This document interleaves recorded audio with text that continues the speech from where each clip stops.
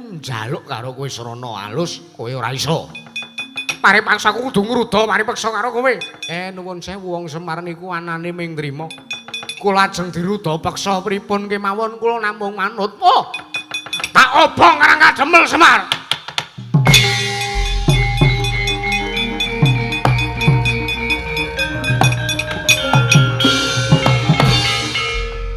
Bagong kowe arep ngopo? Iki wis jaman madya to le aja gawe kisruh. Jaman madya arep tak tentremke, Pak. Saurunge para Pandhawa padha mokswa. Luwih dhisik berduak kaya ngene karo tak singkirke. Ngati-ati kuwi Ratu Digdaya. Digdaya isih kalah Digdaya karo Bagong nek wis ngombe pil. Us. Mbel-gek-gek saduli tombel. Bagong. Ngapa, Pak? Iki mau ontran-ontrane sapa? Ontran-ontranku arep ngapa kowe? Sakile ndasku iki wis judhek. Judhek piye? Gagas kanan sing kaya mangkene. Piye to, Le? Oh, garenge ming bendinane ming ngeslot. Ngeslot entek-entekan rawurunga mengutang aku cah. Ning ra ya ora sak pantese kaya ngene. Iki jejer sepisanan. Ala kae nek ora trima kowe minggat to kono. Aku sing di omah to kon minggat. Oh iya. Sakit tanggo ngrem-remke pikir, Pak. Iya, iki mikrofonku kurang angkat iki. Iya, diuntir sing tenanan, Truk. Iya. Wis tak pakane jangan lombok barang kok.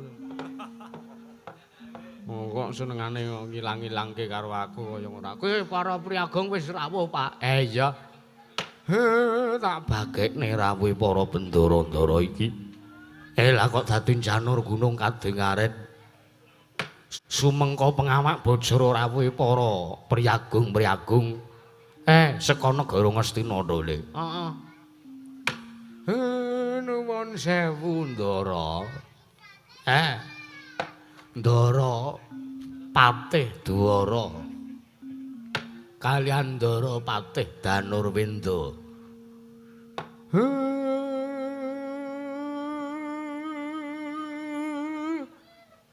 Karo manak apa piye? Damel kaget atine Semar Badranaya. Ning atase ming sak gubuke Semare kok dirawuhi para priagung-priagung. Kula ngaturaken pambagya harja Ndara Patih. Ya jagat pangestu karo wayah para jagat.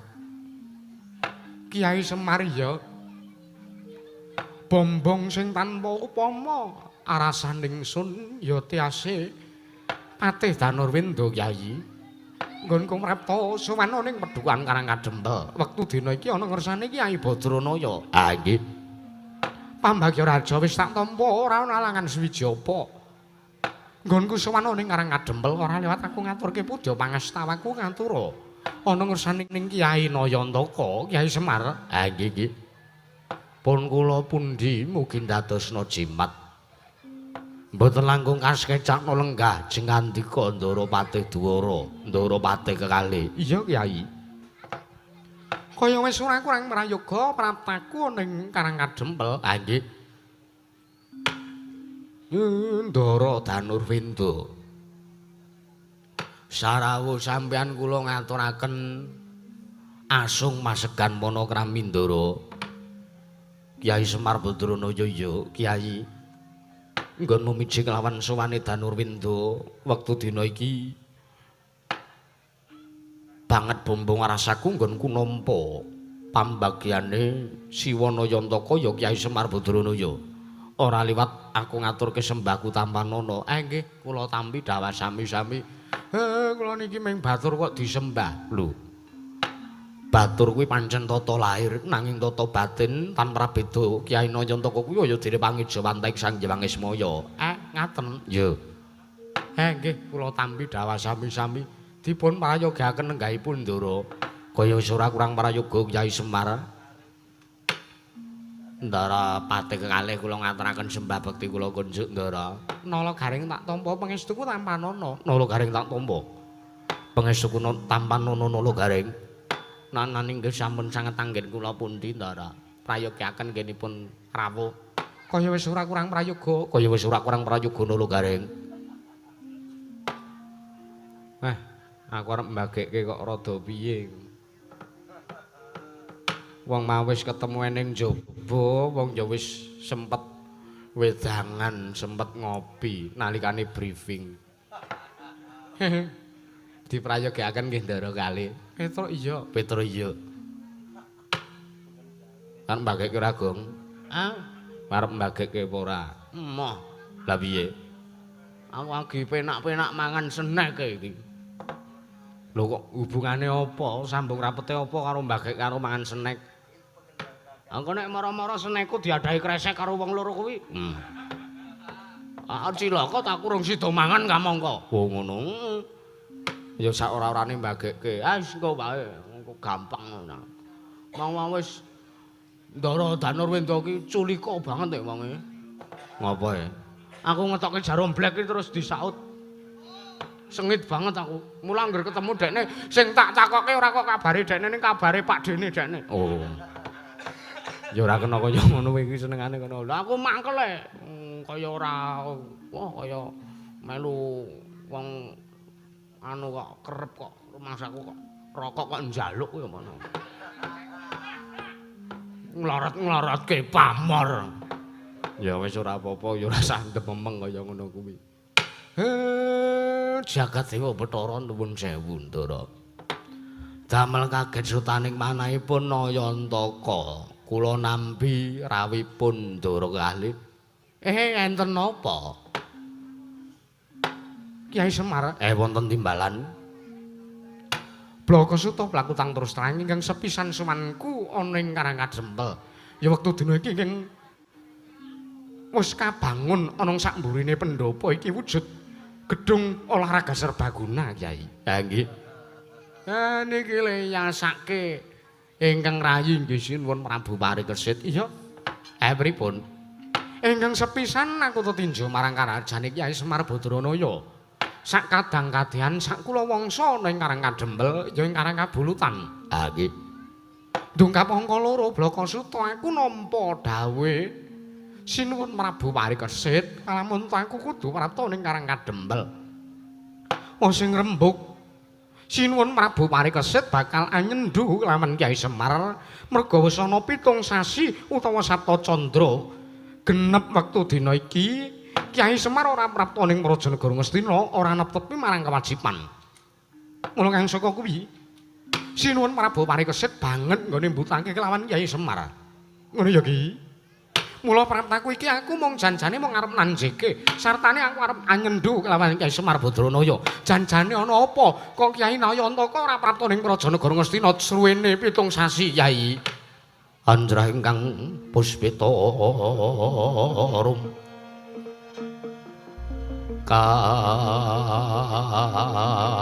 kasilireng samirana mrek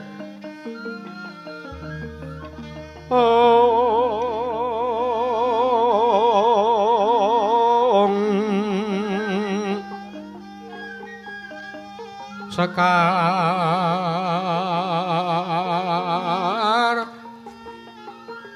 kadung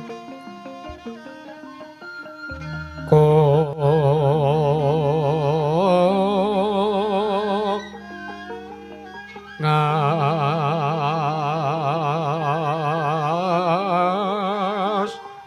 kandhana ong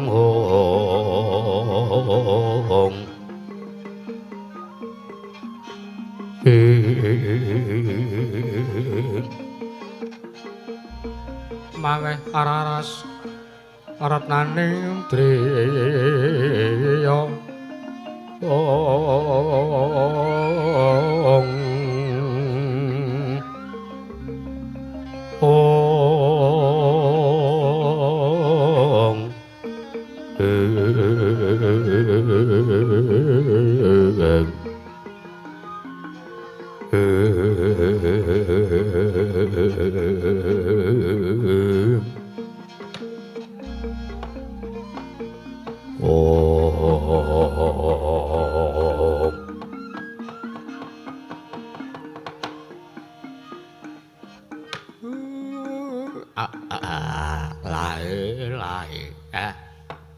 Nuwun pangapunten Ndara amit sewu.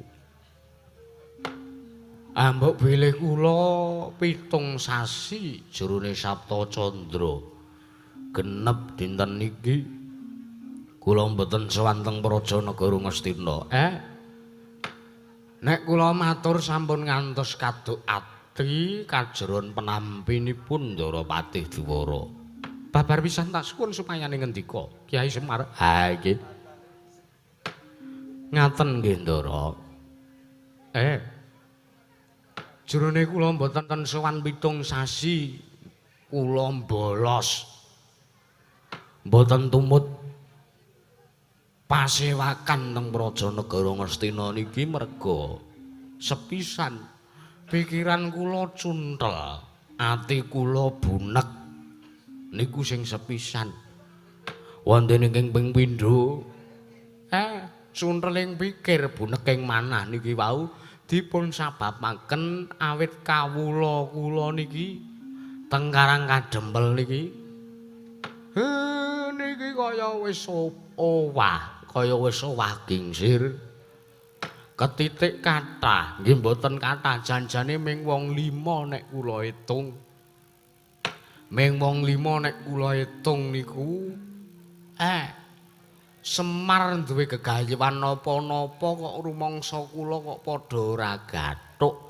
Rumangsa kula kok padha ora mathuk. Lho, lire piye Kyai? Lire piye Kyai Semar? Ngaten Ndara Danurwinda sekedhap. Pun enten 7 sasi niki malah kepara punjul saking wektu 7 sasi kula niku ngrasake kawontenan kawula kula niki padha ngresah. Liripun bubrah, penemu siji lan sijine padha mboten gathuk. Luwih-luwih kula ajeng ngawontenaken perkumpulan rapat ndalu niki. Sing karep kawula niku ajeng kula tanting, kira-kira isih sago mapan ning Karang Kadempel apa ora? Kira-kira isih sago diayomi karo Semar napa mboten? Kula meng ajeng nanting nek sekirane do mboten sago mboten napa-napa. Mengke kula aturi supayane pindah Kakak teng negari Ngastina. Merga nuwun sewu kula niki ya ngrumangsani. Semar niku najan to mapane teng Karang Pradisan. Ning teng Karang Kadempel niki pun enten lowongan pekerjaan. Liripun arepa ming teng tengah desa nggih enten gawean teng mriki niku nggih enten setunggal kalih gawean perusahaane anak kula genjik niki. Sing iso ya mboten ketang sekedhik iso nguripi para kawula. Ya pancen bayaran kula sithik. Malah kula niku nampa crita di antara wong 5 niku wangsul kerja saking gaweane anak kula ndower niki enten sing buka amplop terus nangis merga ora padha karo sing dikarepke. Niku Ndara. Pikiran sing kaya ngeten iki kula susah. Pikiran sing ngoten niki kula niku judheg. Luwih-luwih niki pun ajeng pilihan. Ngaten? Iya. Teng negara Ngastina niku rak saben-saben papan niku rak wonten sing jenenge kadipaten. Ngaten lho. Ajeng pilihan adipati niki kawula Karang Kadempel nggih ming wong 5 niku janjane mboten enten liyane ming menungsa 5 niku ajeng diluruske ajeng dipenerke do sageleme dhewe do ora gelem nyawiji. Pripun nek kaya ngoten niku coba? Mula ancas kula mboten sewanteng negara Ngastina niku mboten kok kula wegah, mboten kok kula males niku mboten. Ning kula nggagas kanan dusun kula men kaya ngeten, luwih-luwih kula nggagas kanan Praja Negara Ngastina. Coba napa kula mboten njedhot ndas kula mengke. Tur nek kula angsal blaka lho niki. Kula niku arep sowan teng negara Ngastina niku gemange pol. Gemange ngeja. Gemange ram kula niku ajeng sowan teng Praja Negara Ngastina. Sebab teng Praja Negara Ngastina niku sakniki nembe krasa, nembe enten lakon sing jenenge implan. Implan iki lho Le. Sandang pangan larang, inflasi implan. Ha niku inflasi teng Praja Negara Ngastina. Ekonomine padha medhun. Teng Praja Negara Ngastina niku kanane ekonomine saya susah. Daya beline masyarakat niku angele pol. Anak kula Bagong niki ajeng setor produk pabrike teng negara Ngastina niku angele mboten karuan lho Ndara. Penyebabe nek kula ngrasa sareng kula pun sak pirembagan kali anak kula Petruk sing mudeng babakan teknologi. Teknologi apa to? Jaman saiki teknologi kok teknologi. Anak kula Petruk sing mudeng teknologi niku wau ngendikane ature Petruk niku penyebabe sakniki niku akeh sing do nindakake judi online. Niku sing sepisan. Utawa sing diwestani kolot. Niku sing nyebabke perputeraning dhuwit sing dienggo judi online. Saben-saben taune niku ngantos numpuk dadi 600 triliun coba mang bayangke. 600 triliun niku nek dingge ngaspal dalan teng Karangkadempel kandele niku 20 cm menenten. 600 triliun cobi mang penggalih. Nggo nyukupi kebutuhan diparingi dhuwit ora nggo swadaya masyarakat, ora nggo nguripi kawula malah ming dienggo ngeslot. Niku kula ya melu mikir, arep kula niki ming wong desa, arep kula ngrumangsani nek kula niki ming Panakawan niku sing sepisan.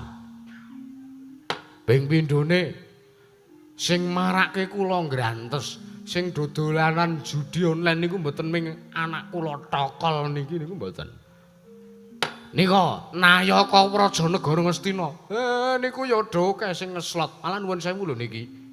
Mboten kok kula ngarani, mbok menawa sampean diantara sampean kekalih niki ya enten sing ngeslot.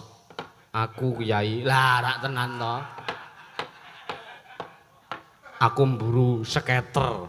Kaya ngoten niku larangane ngagama dipenging kalih negara. Lah kok sampean nekat. Wah. Pendak-pendak pasewakan ki sing dirembuk ming marake nglangut.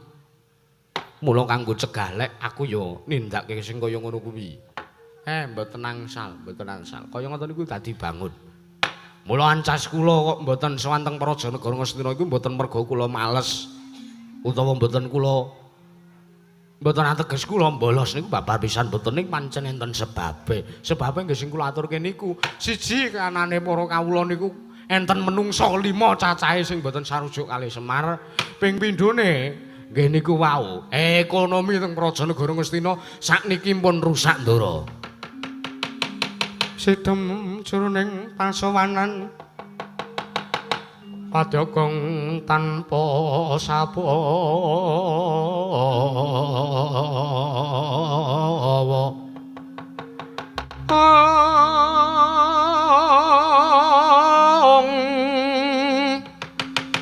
Kapraban dening Sang Nalendra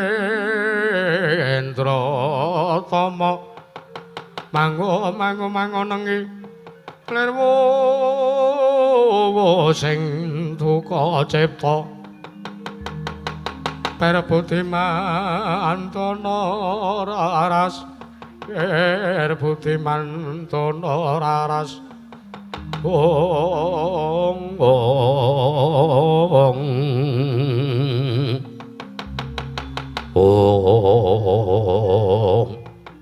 tidak mataning kauntanan Padukan Karangkadempel aligus Banten Kenya Sanjapura Parokan mimah nayakaning Praja Negari Ngastina ngawontenaken pepanggihan wonten samadaning gedung olahraga serbaguna wonten ing Padukan Karangkadempel Nalika semanten nglangut nenggih Sang Rekana Patih Dwara sareng nampi pangandikanipun Sang Kelurah Badara Sang Nayantaka.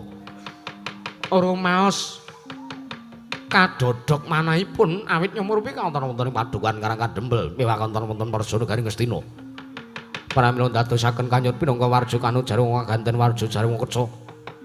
Minangka durung abangi durung manjing dasaring pertala kasaru geger njaba yang ngarsa teka ping ruwesiban bono amuk ngapa to kang dadi darunane lambu. Ora ana macan kuwi gajang medhot saka wantilan kejawi amung mraptani Ranalendra saking kelantas sabrang ingkang wonten mlebet wonten ing wewengkon gor. Galih-galih kaya bareng kanthi nanggap karya sing Kakang Samya mangrombahing Sang Yopara kawan. Pak keneng daya sing teka kae dibagekke disamaptake papane.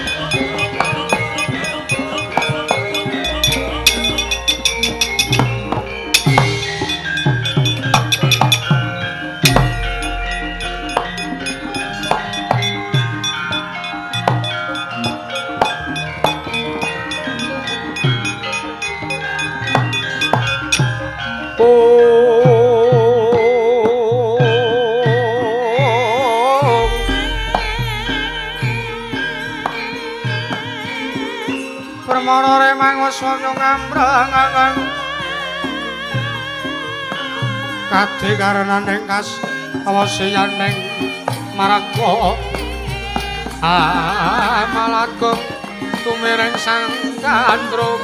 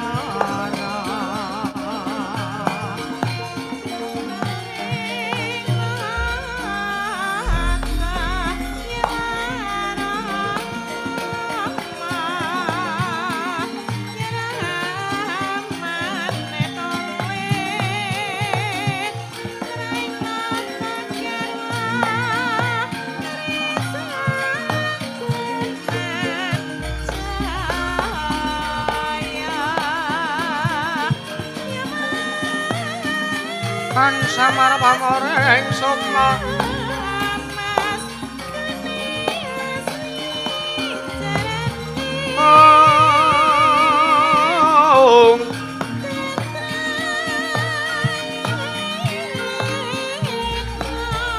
manuk kaya winaja ing asepi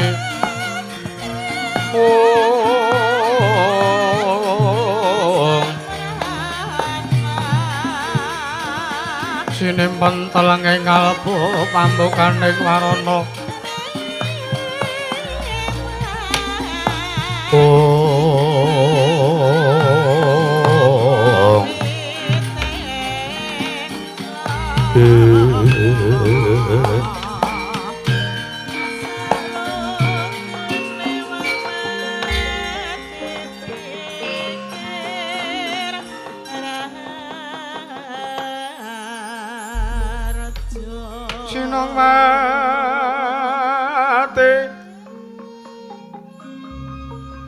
Sinowati jagat kinari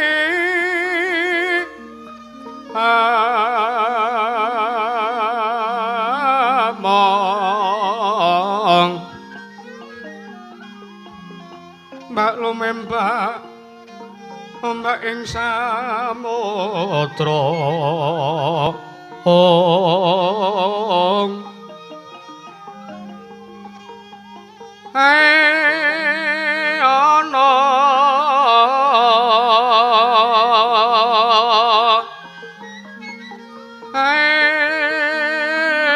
ana bale lumut ambra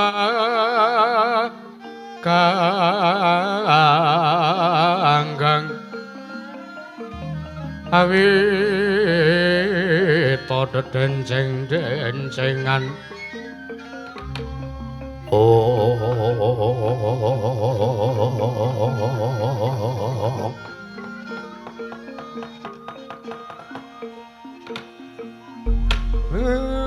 nuwun sewu Ndara Patih Dwara. Piye Kyai Semar? Paripaksa leh kula pirsak pirembagan kalian sampeyan dipun sigeg riyin. Ya ora dadi ngopo. Jernyatane iki Kyai Semar Badranaya nampa dawuh, nampa daya. Yen tak sawang iki ingkang rawuh Nalindra saka tatang sabrang Kyai Semar. Nggih. Nyuwun pangapunten kula tak ndangu kalih praptane Nalindra niki riyin. Iya Kyai. Nggih. Nuwun sewu Kisana. Sampun ngantos kinten kula tumambuh yekti saweg sepisan menika kula wanu. Paduka menika Nalindra saking pundi? Sinten jejulukipun Kisana? Iya jagat Pangestungara. Wayah Bathara jagat Patendra Jaladewaku. Ora mengko dhisik. Pakde. Aku tak takon karo sampeyan, Pakde. Nggonku prapta ning salah sawijining gedung. Walah iki tak sawang kok gedung olahraga serbaguna. Nanging kok di keramik iki le main voli nang kene apa ora keplere-plere. Ora nggih gedung modern. Oh ngono. Nggih. Ora aku tak takon karo sampeyan. Daleme Kyai Semar Badranaya kuwi ngendi? Paduka nanjaken dalemipun Semar, griyane Semar. Ha nggih mriki niki gubuke Semar. Lho. Kene iki omahe Semar. Ha nggih. Terus Semare ana ngendi? Lah niki. Niki Semar. Kaya ngeten niki Semar. Walah dalah. Ya jagat Pangestungara ayah loro jagat. Ora ngira babar pisan jebul nggonku kalangan Malayung dari jagat prasasat kaya dene ngenteni sreming malmu gabus kumambanging watu ireng. Aku iso ketemu karo sing jenenge Kyai Semar Badranaya. Lah dalah. Yo, Kyai Semar yo. Nuwun sewu. Menika paduka menika rawuh teng mriki. Ndika menika Nalindra saking pundi sinten jejulukipun? Mengko sithik sadurunge aku nepungke kelawan sing dadi jejuluk ingsun, aku tak takon apa ning Karang Kadempel ki kira-kira ora ana kipas? Nggih wonten. Genjik ya ngapa kowe? Ngapa to, Pak? Menyenuk eneng kono. Agek video call. Kipase Cawisna Nalendra iki wis kula. Lah nek ngene iki rak silir. Nggih ngapunten kahanan desa nggih ngeten iki. Ya Semar ora dadi ngopo? Nggih. Najeng kula tak nyuwun dawuh paduka menika Nalendra saking pundi? Tepungke Kyai Semar. Ya ingsun iki Nalendra ing Trembelo Suket. Jejulukku Prabu Dewa Suharjo. Prabu Dewa Suharjo. Ya Nalendra ing Trembelo Suket. Prabu Dewa Suharjo. Dasar kepara nyata Semar. Kusik aku tak takon karo kowe. Nggih. Sing mapan ning mburiku iki sapa? Satriya bagus nanging nganggo ngrasuk busana kepatihan. Ha nggih niku Patih Ngastina, niku Ndara Patih Dwara. Wah, lah ya iki to. Nggonku sowan ning ngarsane Kyai Semar Badranaya malah aku ketemu karo Nayakaning Prajanegara Ngastina ingkang saiki diasta kebawat keperintahe dening Nalendra Muda. Ya kuwi Sinuwun Prabu Parikesit. Ha nggih, nggih. Semar, wonten dawuh. Kawuning ana Semar. Yen tak aku mbok keparengake bloko ning kene aku mau ngarep matur saning Kyai Semar Badranaya. Kalamun to sowan kowe ingkang sepisan tetinjo marang karajanmu sak kulawargamu. Aku ora pangling sing lungguh nang mburimu kuwi sing jenenge Nala Gareng. Sing lingguh nang mburimu sing ndeprok kuwi anakmu sing jenenge waduh lali nek iki aku. Sapa ayo? Ah. Lho. Lah iki Ponokawan Bagong. Ah nggih kula Ponokawan Bagong. Ya, terus ora pangling sing lungguh ning mburiku kae sing awake dhuwur gedhe, gagah kae Kyai Petruk Kantong Bolong. Ha nggih niku anak-anak kula. Ya Semar, kuwi sing pisan. Aku tetinjo marang karajane kowe sak kulawargamu. Ndungkap monggo windu. Semar. Kondange akeh nyebutake, kondange akeh padha mbiya warakake. Yen to Kyai Semar Badranaya kuwi jimat sing bisa ngucap pusaka kang bisa kandha. Ngerti ya Semar? Negaraku ketaman pagebluk. Pripun? Negaraku ketaman pagebluk. Kamangka aku wis ora kurang-kurang.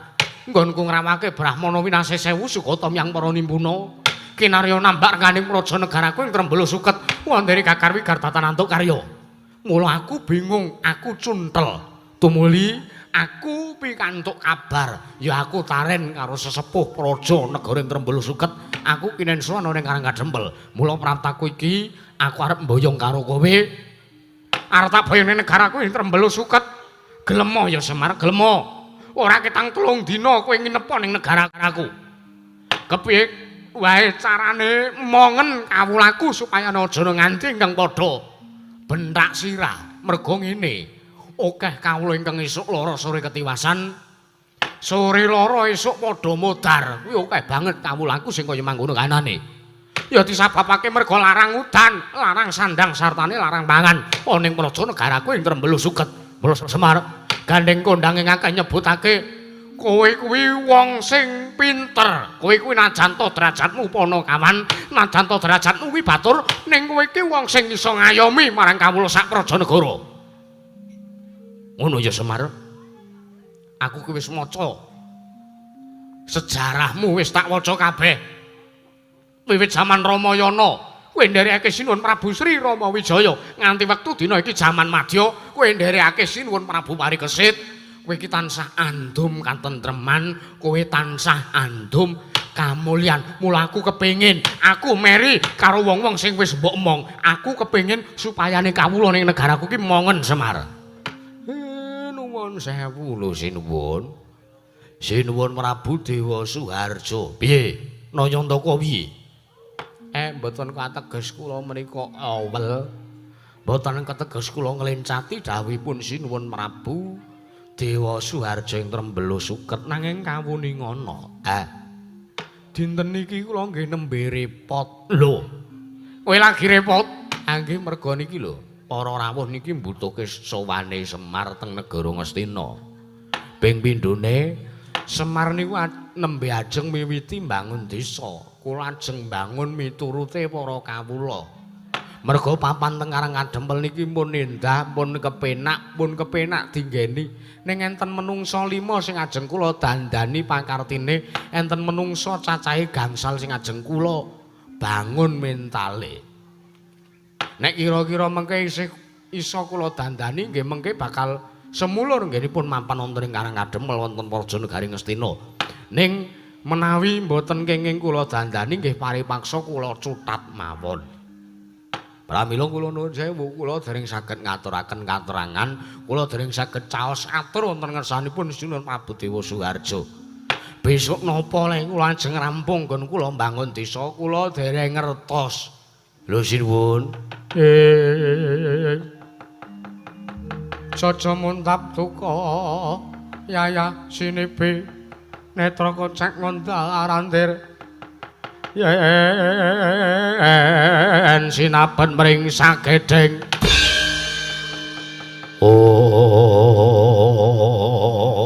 wala ta jagat pangestu wayah pura jagat Semar kula wonten dawuh ora pati ndugamana Semar suwanku iki apik-apik ana ngersamu aku mbutuhake karo kowe lha kok malah ngeboti karo para tamu-tamumu kowe ngeboti karo dayoh-dayohmu ora ngeboti kawulaku. Apa kira-kira nggone Sinuhun Prabu Marekesen mbutuhke karo kowe ning Praja Negara Ngastina ki apa kira-kira wigatine penting? Apa kira-kira negara Ngastina ki taman pegeblok? Apa kira-kira negara Ngastina ki taman krepotan? Apa negara Ngastina kira-kira ke taman bebendu lan rubeda? Lah kok nganti semono nggonmu ngeboti karo Nalendra Ngastina? Semar apa kowe ora mesake?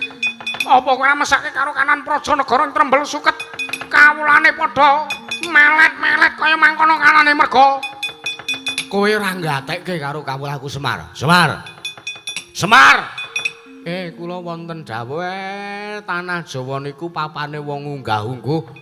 Papane wong sing duweni tata tramsila mboten pantes nek sampean bengok-bengok. Piye?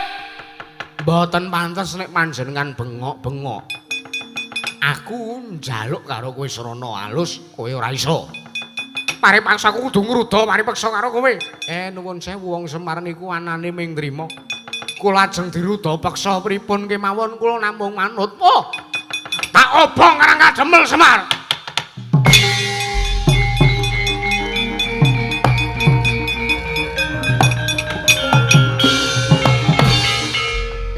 Bagong kowe arep ngopo?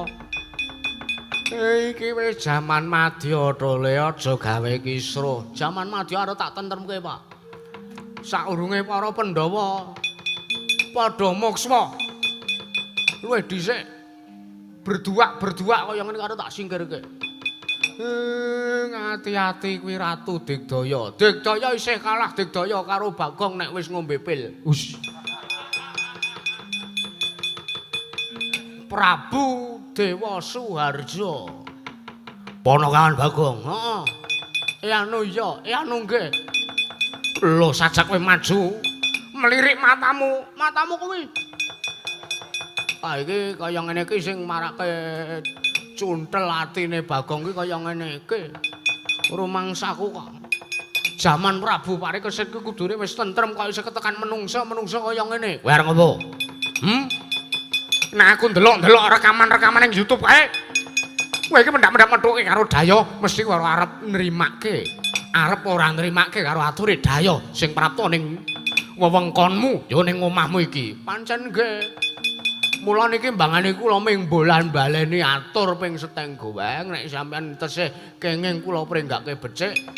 Nggih sampean mangalah mawon. Bapak niku lho. Bapak niku mboten sandadak sampean ngetokke sesumbaran sesongaran kaya ngono. Bapak niku ajeng sampean boyong mang boyong. Nek kirane bapak rada mrengkel, bapak mang jagal cara dene sapi, bapak niku ming manut. Dengkulmu yo an.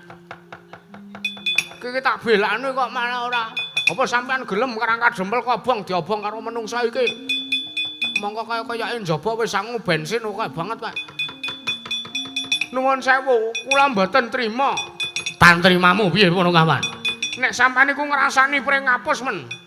Nek sampean ngrasani dusune Bagong, Dusune Bagong ajeng sampean obong. Kula mboten masalah, kula mboten napa-napa. Wong nika niku omahe bojo kula. Wong nika niku daerahe bojo kula, kepepete bojo kula. Mudhar mergo sampean obong daerahe, kula iso golek melih. Ngoten. Ning janji sampean wis ngembet nama Karangka Dempel nuwun sewu, sampean kudu ngadepi Ndan Ramil Bagong. Arep ngapa sampean? Kula elek-elek ngeten kula niki S1. Lho, S1 piye? S1 mawon nek S2 mengko ndak pilek. Arep ndagel kowe, ndagel dasmu kowe. Aku ora wedi karo diapuranmu. Wong kowe iki mung anak Semar. Ora murunga kowe engko nek wis dadi pasulayan karo aku ora murunga mung ngejok-jokne putu-putu Pandhawa. Weh, ngawur. Ya heeh jane cenan. Ning saora-orane aku wani ngadepi sampean Mas. Wis saiki ngene wae mbangane repot. Yo ning polsek yo. Lho arep ngopo? Tak pistol telakmu. Lho. Wani karo Prabu Dewa Suwarjo. Apamu sing tak wedeni? Lho Lena Pangindang tebat damel margane matimu. Singa Lena Pramteng Lalis ora minggat tak idoni klomo kabeh raimu. Wah, metu njaba ngono kae.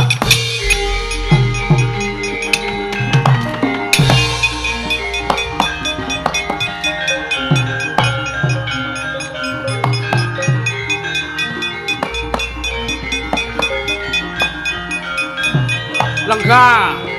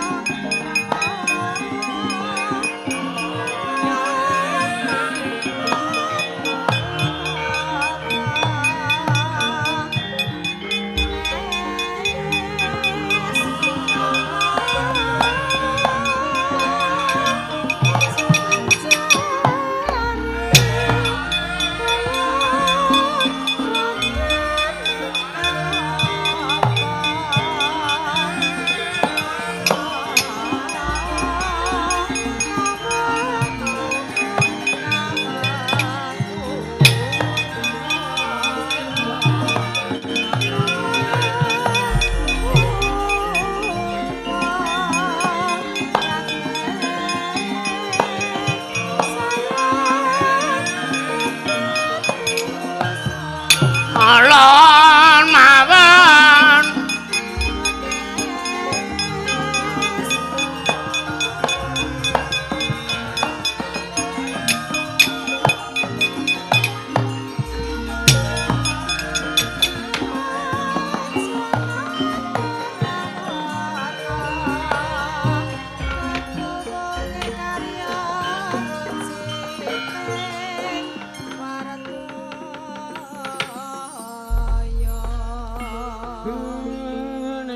malah dados pasulayan to. Ndara nyuwun pangapunten cen anak kula genjik niku cen. Wiwit riyen nderekke kengeyang sinuwun Prabu Puntadewa. Ket sakniki niku cen pakartine mboten iso berubah. Pakartine mboten saged owah. Dangu sansaraning dangu mboten saya tobat malah tumindake nakal malah saya Marajalela. Tembung apa kuwi? Tembung kok Marajalela dibasake ora. Nggih cen kula niki nakal kula tambah ambabi wuta kok ndara. Kuwi tembung apa meneh kuwi yoan kuwi? Nyuwun pangapunten iki cah mbedugal. Ora apa-apa Kyai Semar. Malah bareng ndak pitung luweh bagus sartane luweh wigati. Yen to Kyai Semar luwih dhisik ngrampungke ingkang dadi kewajibanmu, ya kuwi nggonmu kepengin mbangun desa Kyai. Lah mengke nek sinuwun Prabu Parikesit duka dos pundi? Ora dadi ngopo?